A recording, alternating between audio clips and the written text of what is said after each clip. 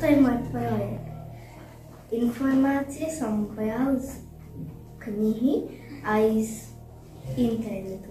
Pomáhali mi rodičia, ale aj ale som maloval tie planéty aj po liste. Ja budem hovoriť zaujímavosti o planétach niektorých, ale vesmíre. Napríklad, Slnko sa zmenšuje každú hodinu o 1 meter.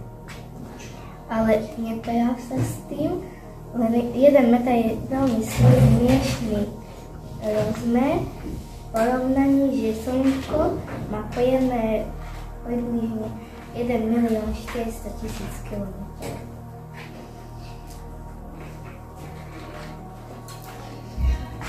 Kozmonaut, astronaut a tajkonauti majú ten istý význam. Lenže astronauti sú Američania, kozmonauti sú Rusi a tajkonauti sú Číňania. Všetci si mysleli, že kusy ľadu sú vzácne len na Zemi, ale sa zdá, že aj všade okolo slnečnej sústavy sú kusy ľadu.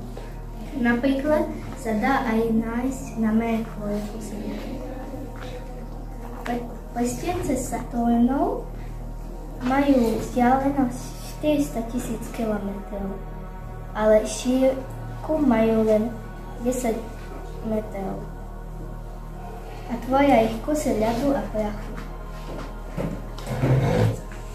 Jupiter, Neptún aj Urán majú svoje prstence, ale sú veľmi malé v porovnaní s Saturnovým prstencom.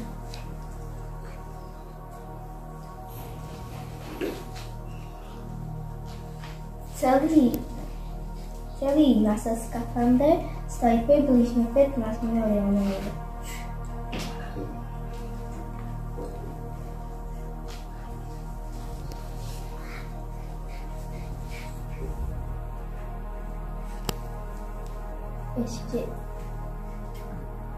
Keď ešte pôjdeme ďalej od slnečnej sústavy, ešte je tam Kuiperov pás.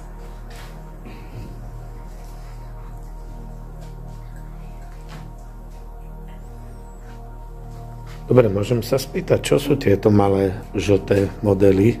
Malé žlté modely sú hviezdy, ktoré sú veľmi malé, lebo sú strašne ďaleko od slnečnej sústavy. Dobre, a tieto čierne, tmavé modely? Čierne sú asteroidy a meteoroidy, ktoré sú medzi Marsom a Jupiterom. Super. Dobre, ďakujeme.